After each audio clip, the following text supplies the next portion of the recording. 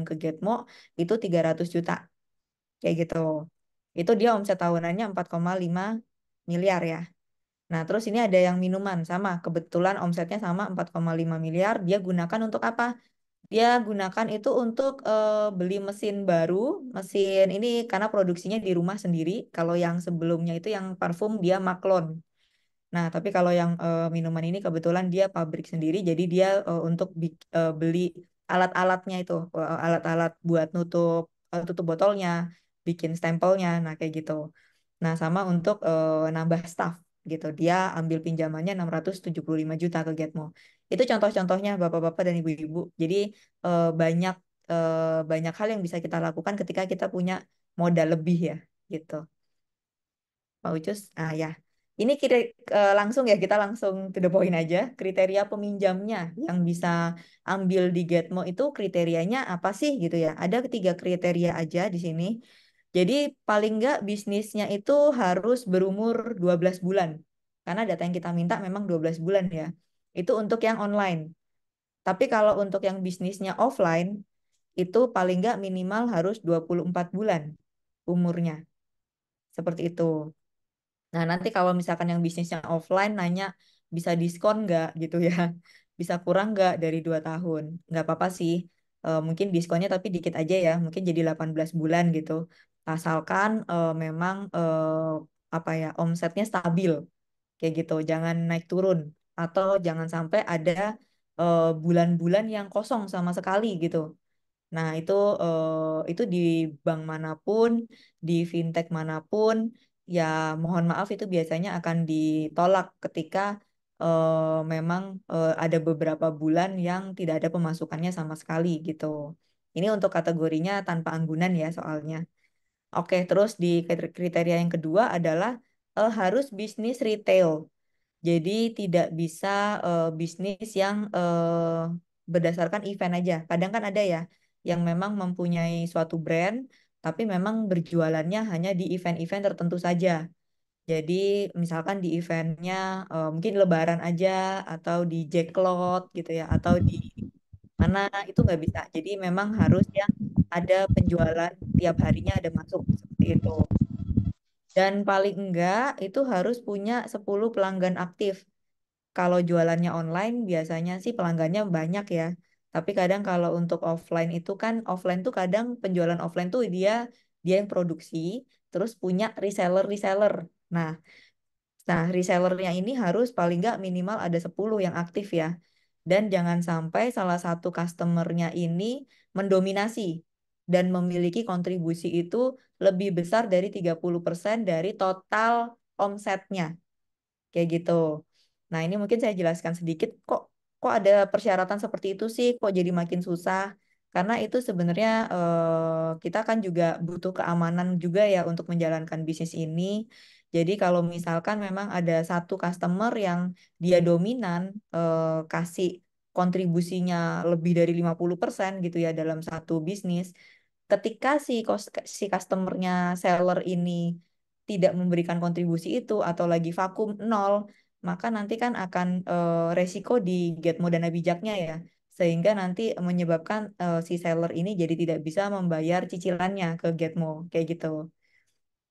Nah, terus untuk syarat yang ketiga itu pendapatan bulanan rata-rata minimum adalah 100 juta. Loh, nggak bisa di bawah itu. Nah, ini karena Getmo ini kan sebenarnya untuk pendanaan modal bisnis. Jadi bukan pendanaan untuk modal pribadi.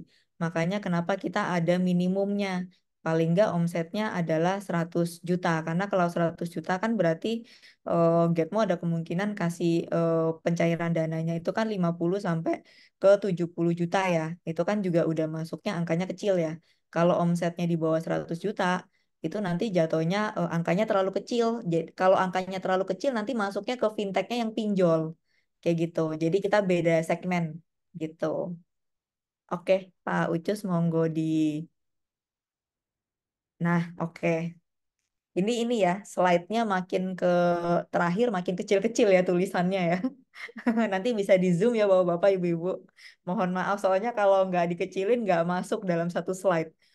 Nah, ini untuk dokumen perorangan. Bisnis kan biasanya ada yang perorangan, ada yang PT, ada yang CV ya. Nah, ini untuk yang perorangan. Jadi nanti tim Swadigi itu akan kirim link Gform ya di WhatsApp. Itu nanti untuk Bapak dan Ibu mendaftarkan diri. Nah, untuk yang perorangan, data-data yang harus disiapkan itu adalah foto KTP, email, nomor telepon, nomor teleponnya handphone ya. Ya, nomor telepon handphone kalau bisa yang ada WhatsApp-nya. Terus ada foto NPWP sama kartu keluarga. Nah, ini nanti pemiliknya beserta data suami atau istrinya, pasangannya yang akan kita minta nanti. Nah, terus itu Yang nanti, sah, yang sah Mbak, yang sah ya, istri yang sah, suami yang sah gitu. oh iya, Gitu. benar, benar, benar. Yang terdaftar, Nggak ada sewaan. nanti ada pertanyaan lagi ya, Kang. Istri satu, dua, tiga, gitu. Gitu. Untuk Takutnya begitu gitu. ya, nanti untuk di Google Form-nya ini Iya. di Google Form-nya kebetulan Nggak nanti ikutan, cuma nggak ada ikut. slotnya istri satu aja ya, bapak-bapak tolong. Ya, Yang siap. sah, yang, Lanjut. yang sah dan tertulis di kartu keluarga, begitu. Ya. Nah, terus nanti akan kita bagi dua step.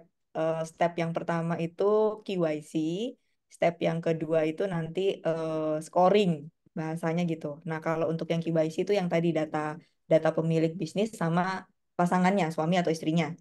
Nah, nanti kalau udah lolos tahap pertama, nanti kita akan minta nih untuk datanya dikumpulkan kembali, data keuangan. Kayak gitu, data penjualan selama 12 bulan terakhir, PNL itu laba rugi ya, ibu-ibu, bapak-bapak. Laporan laba rugi, terus pengungkapan hutang. Jadi kalau misalkan Bapak dan Ibu ada hutang nih, itu nggak usah malu ya, karena kalau kita berbisnis sudah pasti hutang gitu kan.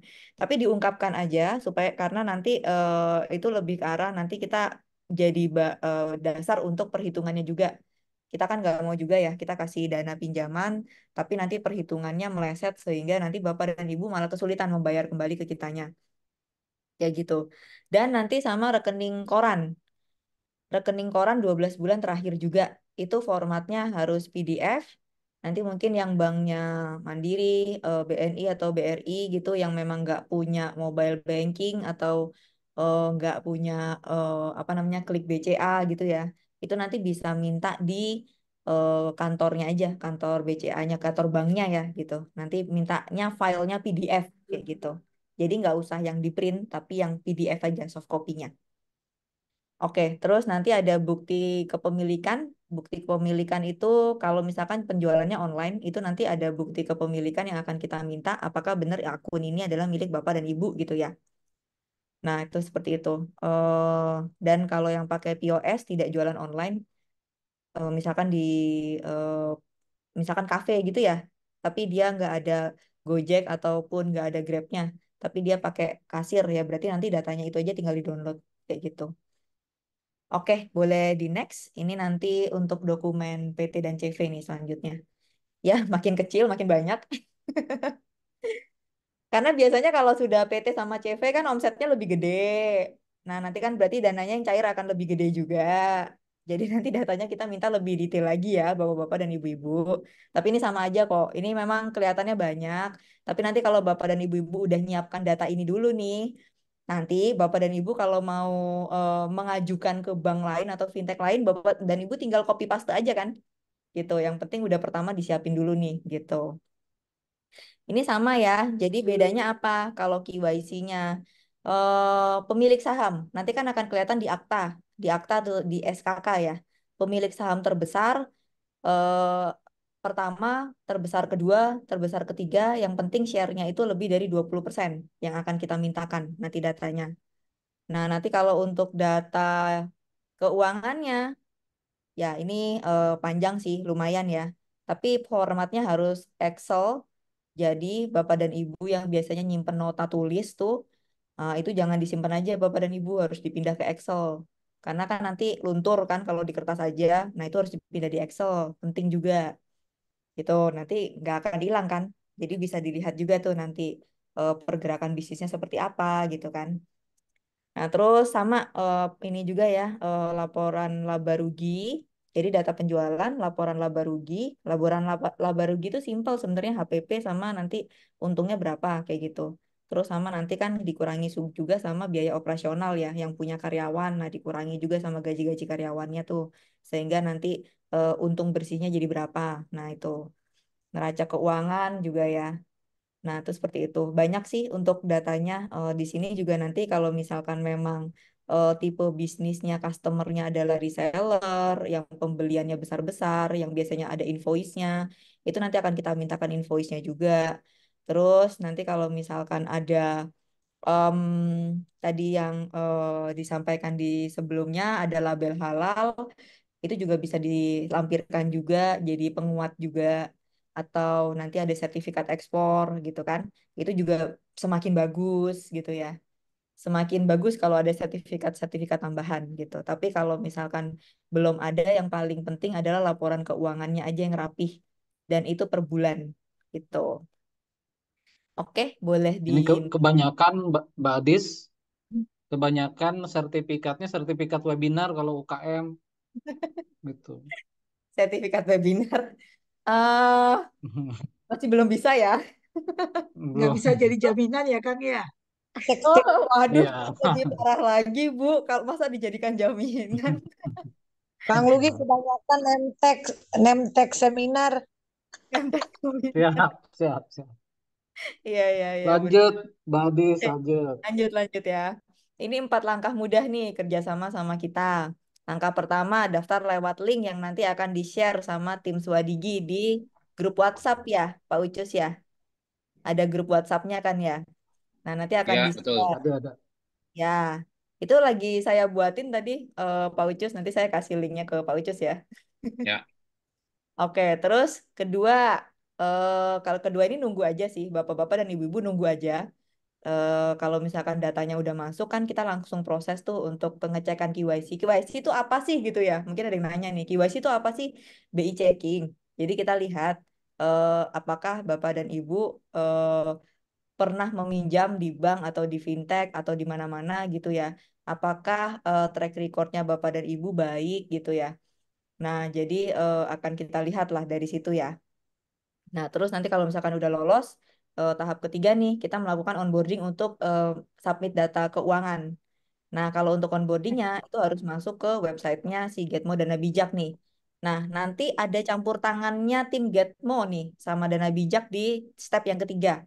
Nanti Bapak dan Ibu jangan kaget kalau misalkan nanti saya atau nanti ada Atina, ada Mbak Atina juga yang menghubungi Bapak dan Ibu untuk mengumpulkan data tambahan nih keuangan. Kalau ada saya sama Mbak Atina hubungi, berarti itu kabar baik. Berarti Bapak dan Ibu lolos nih tahap KYC gitu. Nah, terus nanti sudah masukin data, tinggal ditunggu lagi aja. Nanti kita akan kembali lagi untuk kasih detail penawaran modalnya ya. Jadi nanti ada detail dana berapa yang bisa kita cairkan, bunganya berapa, gitu ya, tenornya berapa. Nanti yang dapat yang sharing revenue atau yang fixed interest kayak gitu. Gampang kok untuk prosesnya gitu. Oke, boleh dilanjutkan. Nanti tampilannya seperti ini ya kalau untuk tadi step 3. Nah, ini yang nanti akan bantu sih, mungkin akan lebih gampang nanti akan kita dampingi aja. Jadi emang kalau untuk di Getmo ini harus semuanya mandiri. Jadi nanti Bapak dan Ibu memang diwajibkan nih untuk submit datanya sendiri. Cuman karena kita kerja sama-sama Swadigi nih, jadi kita juga kasih servis lebih ya. Jadi nanti saya atau nanti Mbak Atina yang akan mendampingi Bapak dan Ibu untuk submit di sini. Nah, kalau dilihat di atas itu ada step-stepnya ya. Ada stepnya satu akun, email, ada ketiga bisnis, ada simulasi, ada keuangan, terus ada data pribadi gitu ya. Terus ada verifikasi dan kemudian selesai. Nanti untuk yang di nomor 7, waktu verifikasi, itu nanti Bapak dan Ibu akan diwajibkan untuk selfie. Kayak gitu. Nah, itu selfie-nya bukan selfie seperti pinjol. Kalau selfie pinjol kan kita selfie ada KTP ya di sini. Tapi kalau ini enggak, ini kita sudah nyambung sama Dukcapil. Jadi nanti fotonya kita, selfie-nya kita itu udah nyambung sama foto yang ada di KTP di sistemnya si Dukcapil. Kayak gitu. Jadi nanti pastikan nih ketika selfie wajahnya mirip sama yang di KTP gitu. Jadi nanti kalau yang di KTP-nya pakai kacamata, bapak-bapak sama ibu-ibu juga pakai kacamata juga gitu. Aduh, maka gantengan aslinya daripada foto KTP, Bu. Ya, mungkin harus dijelek-jelekin kalau gitu, Pak, supaya lolos gitu. Karena jujur saya waktu di KTP fotonya masih kurus ya, foto masih mahasiswa zaman berapa tahun yang lalu. Terus sekarang udah menggendut, saya coba 3 kali baru berhasil gitu kan. Ternyata pengaruh juga sama cahaya biasanya kayak gitu. Tapi kalau misalkan perubahannya nggak terlalu ekstrim, Setelah nyaman. Kenapa? Mbak Dis, setelah diet baru dia approve gitu. Diet 3 bulan baru dia approve gitu. Berarti harus diet dulu ya, Kang. Iya. Nggak apa itu ini semangat harus apa ibu-ibu biasanya kan kalau sudah menikah jadinya agak melebar nih. Jadi disuruh diet sama Giatmo Dana Bijak.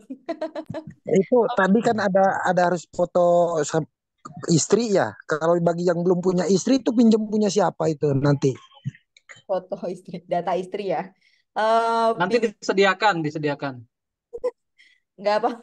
Kalau misalkan belum menikah ya nggak usah. Jangan diada-adain nih Pak. Nanti istri orang atau siapa yang belum dinikahi jadi istrinya. Kalau kalau pasangannya belum ada nggak apa-apa. Nanti kita doain sama-sama supaya dapat pasangan lebih cepat. Amin. Iya, Pak Ucus kayaknya saya sampai di sini aja karena sebenarnya nanti lebih fokusnya lebih ke arah tanya jawabnya mungkin ya. Oke, Oke, sip. Kalau begitu nih saya stop sharing aja. ya. Oke, oke Bapak Ibu semua terima kasih ya. Itu tadi penjelasan dari Mbak Adis. Jadi biar bisa apa dapat gambaran. Ini sudah ada banyak yang mau bertanya. Nah mungkin Kang Lugi ini tinggal dibagi aja nih Kang Lugi ya kali ya. Mana yang Ya, apa namanya pertanyaan terkait dengan itu kita kita kita mulai dari yang angkat tangan aja nih di sini nih.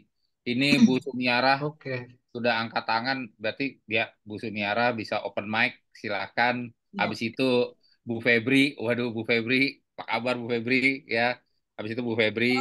Nah, udah apa namanya? Nanti kita lihat dari chat baru. Silakan Bu Sumiara. Bismillahirrahmanirrahim. Assalamualaikum, Bunda. Untuk Bunda Faida ya, Waalaikumsalam. Ya, saya Waalaikumsalam Ibu. saya Sumiara dari Malang, Jawa Timur. Saya dari Plut apa binaan dari Pakis sama Plut Kepanjen. Yang saya tanyakan, tadi siang kan saya ikut Zoom juga sama Adak dari Riyadh, Pak Gunawan. Terus di Riyadh itu apa ekspor untuk ekspor itu kelengkapan perizinannya apa saja. Ya, Terus ya, yang kedua yang saya tanyakan, untuk keterampilan manajemennya saya juga kurang paham. Masalahnya cari pemasaran itu agak saya apa itu gaptek Bunda. ya, Terima kasih ya, itu saja yang saya tanyakan. ya. Langsung dijawab atau nunggu pertanyaan satu Langsung lagi, langsung Pak? dijawab aja Bu Faida. Ya. Jadi kelengkapan untuk dokumen ekspor ya. Jadi kalau UMKM langsung ekspor itu sangat bahaya sekali. Jadi meskipun harganya sudah diiming-imingi, itu lebih bagus ikut pendampingan di Dikdat Departemen Perdagangan itu akan ada pendampingan UMKM untuk melakukan ekspor. Jadi jangan sampai browsing-browsing sendiri terus melakukan ekspor sendiri itu sangat beresiko sekali. Dan melakukan ekspor itu nggak mudah. Dokumennya cukup ribet. Tapi itu akan ada pendampingan juga kalau yang pelakunya UMKM. Itu yang satu. Yang kedua, untuk produk Ibu Sumiarah itu produknya apa nih? Ini Bunda, ini kemarin sudah Suragere. sudah jalan-jalan ke Singapura sama sambel. Ya, Terus ya. ada juga yang minta ke itu. Saya ikut membernya Akademi Muda Ekspor. Nah, ya betul. Jadi kan ada Jadi pendampingan Pak dari, Reza dibantu itu iya betul. kos. Ya, artinya kan yang melakukan transaksi itu pendamping kita, gitu kan Bu ya. Dan Iya, iya, kita iya. ketika pameran kita memang merupakan menjadi ada fasilitatornya. Jadi seperti itu. Itu memang yang paling aman. Soalnya kenapa? Kalau barang ekspor itu harus memenuhi ketentuan-ketentuan misalnya GMP-nya harus sudah bagus, memenuhi persyaratan. Tidak hanya itu, ada HACCP. Nah, itu Setelah yang itu pengawet nguruhnya. yang digunakan itu spesifikasinya sangat sulit sekali dijelaskan. Jadi HACCP itu seakan-akan seperti ini. Kalau memang dalam eh, makanan ibu kemasukan kontaminasi kaki nyamuk itu terdeteksi kalau ekspor ke Eropa. Kaki Nah, nyamuk, Bu itu ya. kan harus Kaki nyamuk benar-benar loh itu. perhatian lebih. Iya, iya, iya, Iya iya. betul. Jadi sepersekian kaki nyamuk itu Luar terdeteksi Pak, biasa. ternyata Pak. Kalau kita ekspor ke Eropa. Makanya ketika HACCP diterapkan itu memang sangat harus harus konsisten yang pertama. Yang kedua, sekarang pemerintah juga melakukan eh, pembuatan bersama. Jadi pabrik bersama gitu Pak. Jadi seperti yang saya tadi katakan, ketika pemerintah melihat ada potensi daerah melakukan apa namanya, ada sumber daya, misalnya kalau di Kediri itu mungkin gula merah ya, itu ketika dilakukan pembuatan bersama, pabrik bersama, itu akan sangat bagus sekali daripada mereka membuat sendiri-sendiri. Dan pemerintah mendukung itu. Jadi seperti itu Bu. Jadi kalau UMKM langsung ke ekspor, jangan tergiur, itu persyaratannya masih banyak dan masih panjang. Terus yang kedua, keterampilan manajemen ibu, kalau memang tidak apa tidak mampu melakukannya, bisa menggandeng startup, bisa mengajak pendamping. Itu sangat banyak sekali. Mungkin dari Swadigi ya Pak ya, mungkin bisa Ya. membantu seperti itu. Mungkin akan memberi masukan Swadigi. Dari saya Wadiji. itu aja. Ada lagi Bu? Ada Iya, Bu. lagi Ibu? Ibu Sumiara? Iya. Iya, iya. Tadi saya diminta ke Dinas Perikanan, Bu, untuk Ya. minta izinnya ke sana. Soalnya ini berkaitan dengan ikan asin. Saya bikin ikan asin Ya. yang di bumbu balado gitu, sapi Nah, panggang, gitu, macam-macam gitu. itu ya betul Bu. Jadi di sana memang sudah memenuhi ketentuan HACCP sehingga Ibu memberikan barang curah yang nanti akan dilabkan terlebih dahulu. Seperti itu Ibu. Oh, Jadi berarti tidak langsung barang dari Ibu langsung di seperti packing anu ya, langsung Bunda ya. dikirim, enggak. Kan Gimana? saya pas kurasi dulu itu pakai barang mentah, barang mateng saya bawa ke Dinas Kesehatan. Terus Iya betul. ini juga ke Dinas Perikanan bawa ini juga. Iya, jadi nanti ada uji lab standar Ibu. Jadi ada uji lab mulai dari bahan mentah. Ketika itu memenuhi persyaratan, misalnya logamnya ada enggak, ya kan? Misalnya Iya. apa namanya, batasan volumenya ada enggak, itu harus memenuhi persyaratan. Dan kalau memang sudah memenuhi persyaratan, bisa proses berlanjut. Itu yang namanya sharing factory itu seperti itu. Jadi ibu hanya menuangkan curah, nanti terserah mau pakai pabrik, mau mau pakai merek ibu atau mau pakai merek apa namanya yang pemilik pabrik itu nggak masalah. Jadi tergantung kesepakatan. Jadi seperti itu. Prosesnya akan sangat panjang. Jadi sharing factory itu akan ada di beberapa tempat dan itu akan didukung oleh departemen-departemen pemerintahan, perikanan, Oh, minum obat, seperti aku itu. minum obat. Aku minum obat ini. Oke, Kalau seperti itu Ibu. biasanya bayarnya mahal enggak, Bu? Oh, tergantung dari kesepakatan. Kalau ibu sebagai pemasok curah, ya sebatas itu. Tapi kalau ibu sampai ke labelingnya, ada biaya untuk pembuatan itu. Seperti Paling itu. 25 juta, Bu. Sikat. Oke. Aduh, belum lanjut. Ibu, Uang jadi semua, kita Pak. Seperti kita itu. kita sederhanakan, Itu uang Ibu. semua apa Jadi daun, Pak? kalau untuk wah, iya.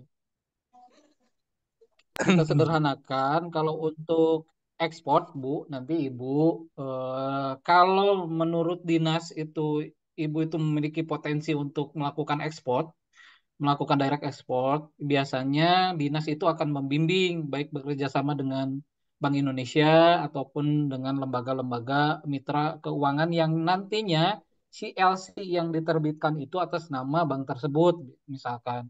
Nah, ini kemungkinan besok lusa, kalau karena Ibu sudah memaparkan begini nih, kemungkinan Getmo bisa melakukan appraisal nih, bener gak nih gitu kan, Ibu produknya layak ekspor. Karena tahapan-tahapannya betul tadi seperti Bu Faida katakan, ada beberapa tahapan termasuk karantina produk, Bu, Iya, izin karantina, iya, itu izinnya banyak, Bu, gitu kan.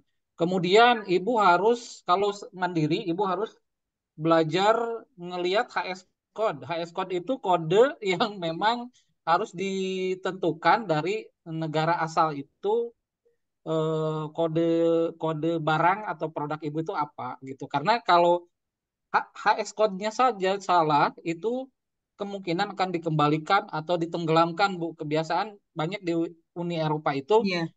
satu kontainer itu bukan dikembalikan tapi dibakar atau Dibakar ditenggelamkan. kemana? Ini Iya, ya gitu. Jadi jangan sampai seperti itu.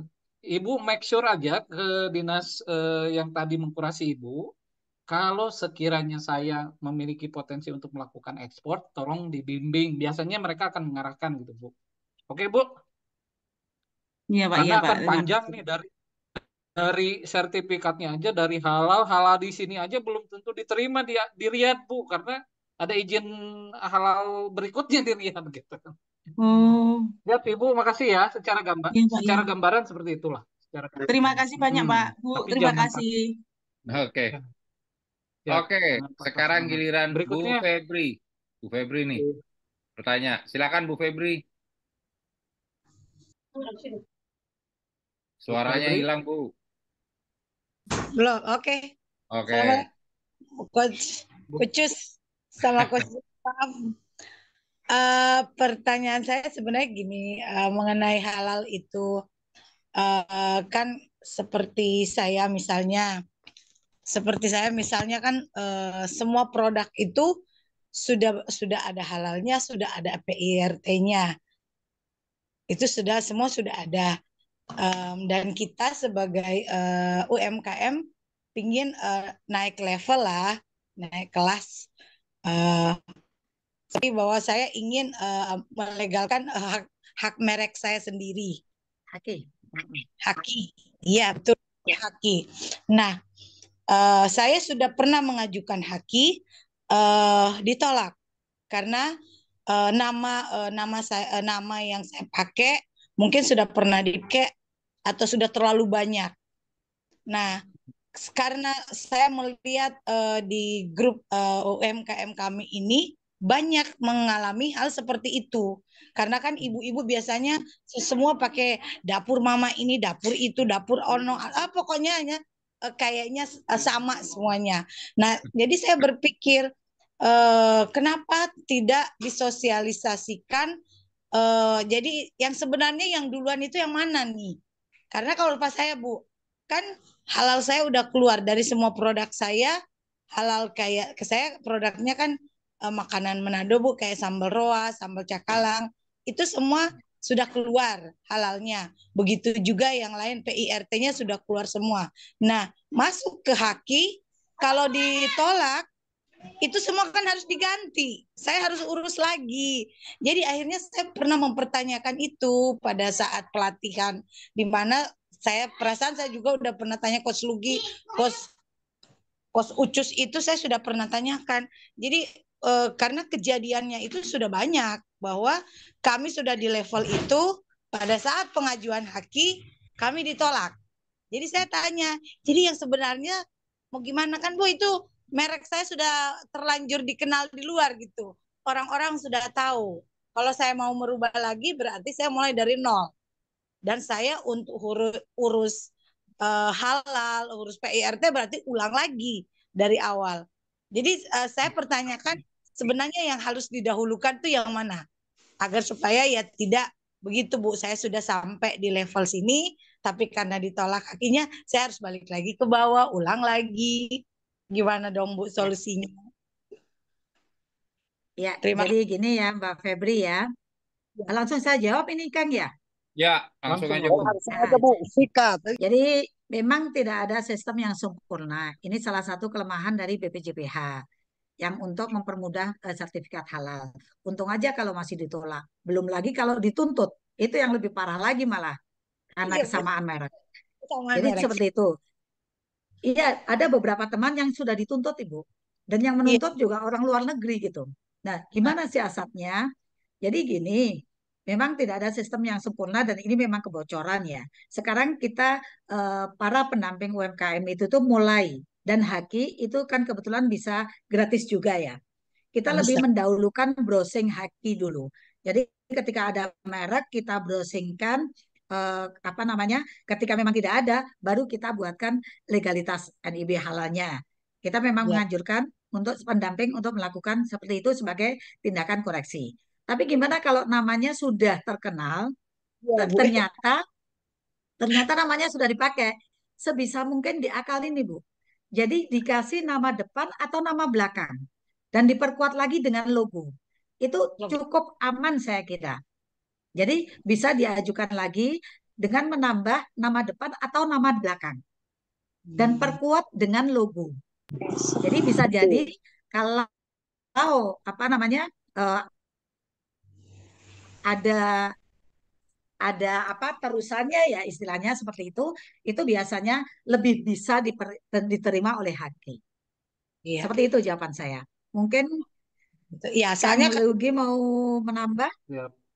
Jadi sedikit menambahkan. Jadi keresahan para pelaku UKM ini sempat saya bawa di tingkat FGD waktu kemarin. Mungkin kalau teman-teman ada yang mengetahui, saya bilang begini, tolong nih di level kementerian itu saya berbicara di lintas kementerian.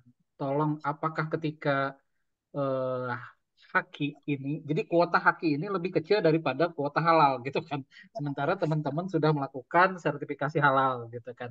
Sertifikasi halal, kemudian NIB. Saya bilang begini, apakah memungkinkan tidak untuk melakukan pemutihan misalkan hak mereknya itu sudah didaftarkan orang lain. Kemudian kedua, apakah mungkin izin-izin yang yang sudah berlaku itu dilakukan pemutihan, disesuaikan dulu yang saya kedepankan itu seharusnya hakinya dulu gitu kan, hakinya dulu. Nah, ini sebetulnya kalau masalah haki mungkin itu kewenangannya bukan di kami ya, karena kami pun mengusulkan hal yang sama dengan hak-hak teman-teman gitu kan. Saya bilang tolong dong dari kementerian apa mengkondisikan hak apa hakinya itu ditambah seperti halnya disesuaikan dengan sertifikat halal. Kemudian strateginya nanti tadi seperti Bu Faida itu memang salah satu strategi boleh menambahkan nama di belakang atau nama di depan. Kemudian yang berikutnya adalah nanti materi branding. Kalau kalau Bapak Ibu merasa oh saya kan udah terbranding misalkan. Jadi trainer UKM aja melakukan branding ini hanya dilakukan dalam 1 tahun. Nanti sampingan strategi brandingnya dari migrasi dari merek awal ke migrasi ke merek yang baru ini bagaimana strateginya nanti dibedah ada timnya Om Ucuy ya misalkan di ini tuh produk ini tuh lahir dari tangan Ibu Febri sebetulnya.